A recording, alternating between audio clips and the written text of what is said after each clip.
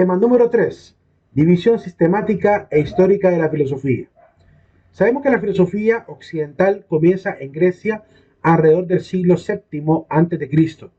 Algunos de los lugares más renombrados en la antigüedad, de los cuales pues son lugares donde están la mayoría de los filósofos que también conocemos de mayor renombre, son las siguientes ciudades: Elea, en Turquía actual; Estagira, al norte de Macedonia; Abdera, en Turquía actual; Clasómenas, en Turquía actual; Mileto, en Turquía actual; Sitio o Quitio, en la isla de Chipre; Agrigento, en la isla de Sicilia; Elis, Atenas; Samos, que es una isla; Éfeso, en la costa; Rodas, es una isla.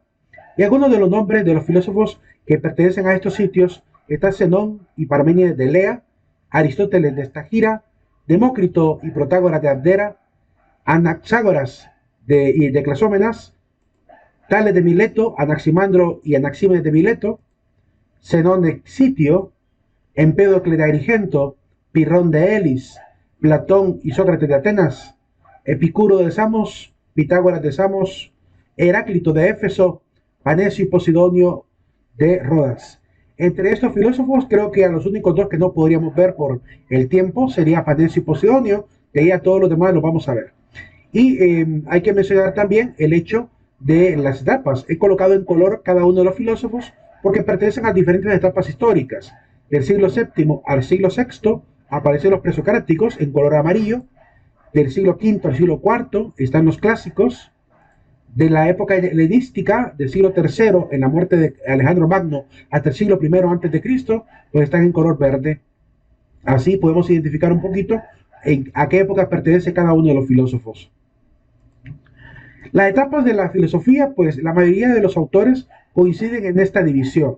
Primero, la filosofía presocrática, donde tenemos a filósofos como los naturalistas, filósofos como los mecanicistas, filósofos como los dinamistas, los filósofos famosos como Tales de Mileto, Anaxágoras, Anaxímenes, Anaximandro, Diógenes, Empédocles, Heráclito. Entre todos ellos lo vamos a poder ver.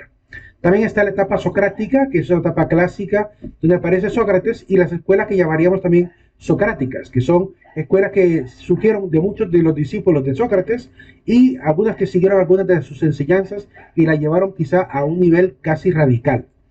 La filosofía platónica, que es donde está obviamente Platón, y la famosa academia; la filosofía aristotélica, ¿verdad?, Aristóteles, y las siguientes escuelas helenístico-romanas, como los estoicos, los epicúreos, los escépticos, los neoplatónicos, que vamos a poder ver también. Está la filosofía neoplatónica, un poquito separada también, ¿verdad? Pertenece a la época helenístico-romana, pero se le tiende a separar por una sencilla razón, porque pareciera que sirve como un enlace muy interesante entre la filosofía griega y el pensamiento cristiano. Sobre todo cuando miremos a hombres como Numenio, ahí podremos ver esa conexión. La filosofía cristiano-patrística, de los padres de la Iglesia; la filosofía medieval, en la época de Carlomagno; la filosofía renacentista; la filosofía moderna y la filosofía contemporánea. Esas son las etapas más conocidas. Ahora quiero explicarles cómo está dividido la filosofía a nivel sistemática, ¿verdad? La filosofía sistemática tiene diferentes ramas: la rama del ser, del conocer y del actuar. Pasemos a ver cada una de las ramas e intentaré explicar un poquito de la etimología de cada una de las ramas. Veamos entonces las ramas de la filosofía. Para poder explicar cada una de las ramas, miremos las ramas del ser. Contiene 5 disciplinas. A nivel general son 5: cosmología, antropología, teodicea, ontología y metafísica. Voy a explicar la etimología y así podremos conocer cuál es el objeto de estudio de cada una de ellas. Comenzamos con cosmología. La palabra cosmología viene de una palabra griega que es cosmos. La palabra cosmos se puede traducir como mundo, pero también como universo.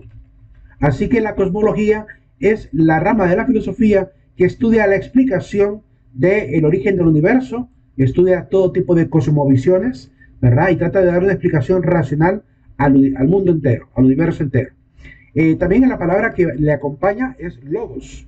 La palabra logos, que se puede traducir como ciencia, o como estudio, ¿verdad?, o como tratado. De hecho, la palabra logos tiene alrededor de 19 significados en la lengua griega, significa palabra, verbo, razón, argumento, ¿verdad? Entre muchas otras. Ley, la palabra ley es importante también entenderla.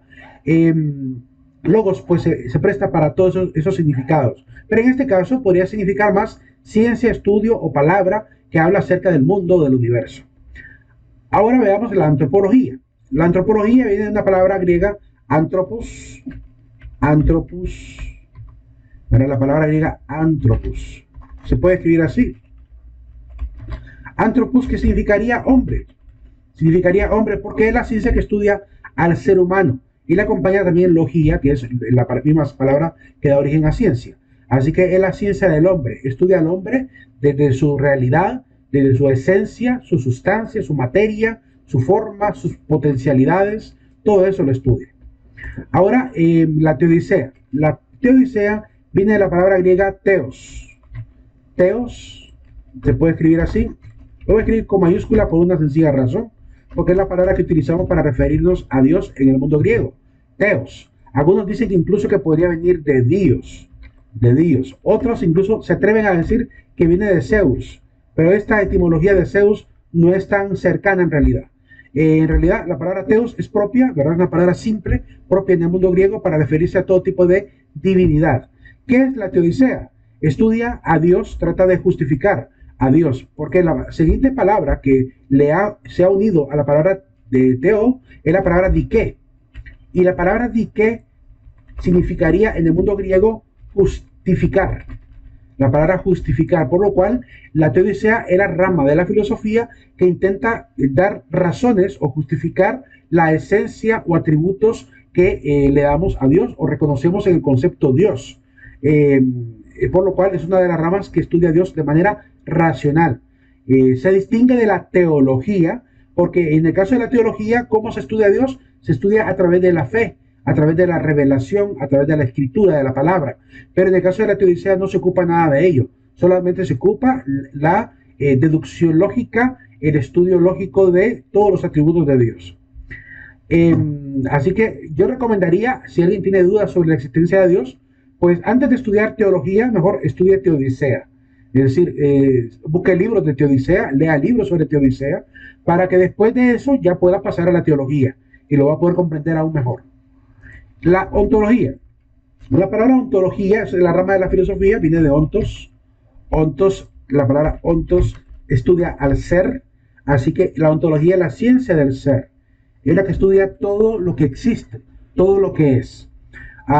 Estudia su materia, su forma, sustancia, accidente, esencia, existencia, acto, potencia, todas sus cualidades, atributos, todo lo que Aristóteles había intentado explicar acerca de los seres y que hoy llamamos tanto género del ser como predicamento del ser. La rama de la metafísica, por otro lado, viene de la palabra meta, y viene de la palabra physis. La palabra meta significaría más allá, sería más allá, y physis significa naturaleza, por lo cual estudia todo lo que está más allá de la naturaleza. Entonces se parece muchísimo a la ciencia llamada ontología, porque si la naturaleza es todo lo que existe y es el ser, entonces tiene cierto grado de relación, y de hecho así es. De hecho, al principio a la metafísica no se le llamaba así, se le llamaba ontología primera, ¿verdad? Pero se le va a distinguir, se va a separar mucho, porque el ser es particularmente pues muy amplio, es muy amplio. Y en este caso pues se estudia tanto a los seres abstractos como seres materiales. Mientras que en la metafísica solo se estudian aquellos conceptos y seres abstractos. Por ejemplo, el espíritu, por ejemplo, la idea, la imaginación, los conceptos. Eso es lo que estudia la metafísica, todo tipo de conceptualización que el hombre ha hecho de la realidad, pero bajo términos abstractos, ¿verdad? Así que la religión, el espíritu, el alma, eso es estudiado por la metafísica. En la ontología podría estudiarlo, pero solamente como un pequeño aspecto dentro de todo lo que sería el ser en general. Así que están relacionadas, pero se separan por esta idea de que la metafísica también tiende más a lo abstracto, la ontología toca tanto lo abstracto como lo físico. La siguiente rama es la rama del conocer. En este caso, pues tenemos 4 ciencias, 4 disciplinas que forman parte de la rama del conocer de la filosofía. Por ejemplo, está la palabra lógica, viene de logos, que ya dijimos que estudia, que es una ciencia, pero en este caso es la ciencia del razonamiento. Ciencia del razonamiento o estudia las leyes, ¿verdad? La palabra leyes que dijimos, pues forma parte de uno de los significados de logos. Así que estudia las leyes del pensamiento. La lógica te enseña a ti cómo es que razona el ser humano, cómo es que entendemos, ¿verdad? Al momento de argumentar si es correcto o es falso, ¿verdad? Si es contingente o no contingente una determinada conclusión, si es posible o no es posible en la realidad. La lógica te ayuda a entender también matemáticamente el intelecto, es decir, cómo es que hay una matemática implícita cada vez que razonamos y cómo interactúan esas leyes del pensamiento al momento de razonar. Por otro lado tenemos la nociología, viene de la palabra gnosis, en griego. Gnosis significa conocimiento, ¿verdad? Conocimiento o saber. En este caso, pues la nociología es la rama que estudia, pues, el conocimiento, ¿verdad? En general. Actualmente, pues la rama que estudia el conocimiento en general ya ni siquiera es la nociología. La nociología estudiaría más bien las teorías del conocimiento, estudiaría la nociología, estudiaría el conocimiento como condensado, como conjunto de saberes. Mientras que la que estudia el razonamiento, estudia el conocimiento, estudia la razón, estudia la ciencia, estudia el método, es la epistemología. La epistemología, que viene de episteme, la palabra episteme, que significaría conocer. Y en este caso, pues, la palabra epistemología, pues, es la ciencia más general. De hecho, la nociología forma parte, está dentro ya de la epistemología, y la rama más fuerte, pues, hoy en día es epistemología. Ya casi nadie habla de nociología, la mayoría se refieren a esta ciencia del conocimiento como epistemología. Estudian prácticamente lo mismo, que es el conocer, con la única diferencia que la nociología se centra en lo que serían las teorías del conocimiento, y la epistemología pues estudia todo, la herramienta que es el intelecto humano, estudia el argumento, que es lo que surge al momento de elaborar contenidos, ¿verdad? Y todo el proceso prácticamente cognoscitivo, todo el procedimiento desde que el dato llega a la mente, cómo lo trabaja el cerebro, cómo lo trabaja el intelecto, todo eso lo comprende la epistemología, ¿verdad? Así que si hay una rama que se acerca muchísimo a la epistemología, sería la psicología, porque la psicología también estudiará lo que sería la teoría del aprendizaje, cómo llega el dato, cómo se manipula a nivel de la parte del procesamiento mental. Entonces, toda esa parte que es la psique, prácticamente, es psicología, pero la epistemología también lo estudia. Y le interesa aún más porque lo que se pretende es conocer también el intelecto para saber cómo facilitar aún más que esto llegue a la gente, que el intelecto crezca, que el intelecto se haga más fácil la aprehensión de los conceptos, entender un poco cómo es que el hombre trabaja esa parte motriz a nivel de los procesos, pues, psicológicos, ¿verdad? Que son los que intervienen en la conducta y el aprendizaje, pero específicamente el aprendizaje más que todo. La semiología viene de semion,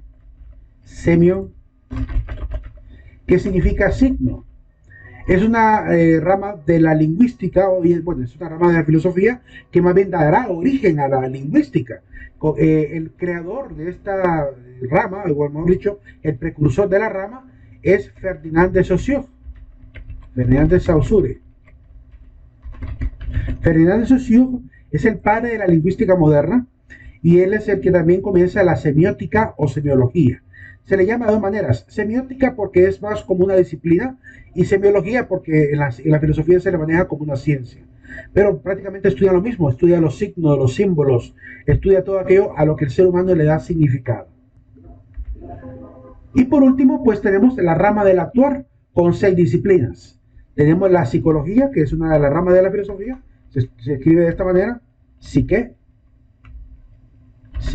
es la palabra que da origen a psicología. La palabra psique significa mente, porque si ustedes le preguntan a un psicólogo quién es el padre de la psicología, les va a decir que es Sigmund Freud. Sin embargo, para los filósofos, el padre de la psicología es Sócrates, porque es el primero que habló de la psique, de la mente, de esa herramienta que tenemos para comprender la realidad, donde se guarda la conciencia, por lo cual es el primero que habla de este elemento antropológico. De hecho, con Sócrates comienza prácticamente la antropología, comienza el interés por estudiar al ser humano. Y pues por esa razón es que le damos la paternidad de la psicología a él, cosa que los psicólogos no lo van a aceptar. Pero igual, si estudian historia, se darán cuenta que el primero en hablar de la conciencia humana, o hablar del intelecto humano, o hablar de la psique, es decir, esta herramienta que tenemos llamada mente, ha sido Sócrates, ¿verdad? De hecho, mucho antes que Freud, hubo muchos seres humanos que hablaron muchísimo de la mente. Así que esos que hablaron de la mente se tendrían que ser llamados psicólogos, porque obviamente están preocupados por la psique, están preocupados por comprender esa palabra que da origen al nombre de la ciencia, ¿verdad? Entonces deberían ser ellos reconocidos también como parte de los precursores de la psicología. Sin embargo, hoy en día, por lo que podemos ver en la mayoría de libros de psicología, pues sí quieren dar como un poquito de preámbulo diciendo que comenzó allá por Grecia, pero es como que se espera un gran salto gigantesco hasta la época de Watson, hasta la época de Skinner, hasta la época de Jean Piaget, a la época de Freud, ¿verdad? Entonces, como que saltan grandemente la historia y omiten obviamente todo lo que ha sido el legado también que la filosofía ha dado a la psicología. Por otro lado, la axiología viene de axios, perdón. Axios, o también viene de acción. Permítame. Acción. ¿Qué significaría valor? Es la ciencia ligada a la ética que estudia los valores. Es la rama de la filosofía que estudia los valores. La sociología viene de una palabra que no es griega, sino latina. Viene de socius y de societas. La palabra socius, pues es la palabra con la que los romanos designaban esta habilidad del ser humano, de poder tener sociabilidad, de poder interactuar. Así que el hombre es un animal social, ¿verdad? Es un animal que puede gobernarse y puede compartir con los demás, ¿verdad? Su conciencia, su conocimiento, su cultura. Así que es un ser social por naturaleza. No se entiende que el ser humano pueda vivir tranquilamente fuera de la sociedad. Entonces, esa es la palabra que da origen a socius o sociedad, ¿verdad? La misma palabra que da origen a sociedad y que utilizamos hoy en día para referirnos a todo el conjunto de interacciones de seres humanos. Así que lo que estudia la sociología es eso, estudia la interacción de los seres humanos, estudia el conjunto de saberes, de cultura, de religiones, de políticas, de ideologías que le dan forma a lo que llamamos sociedad.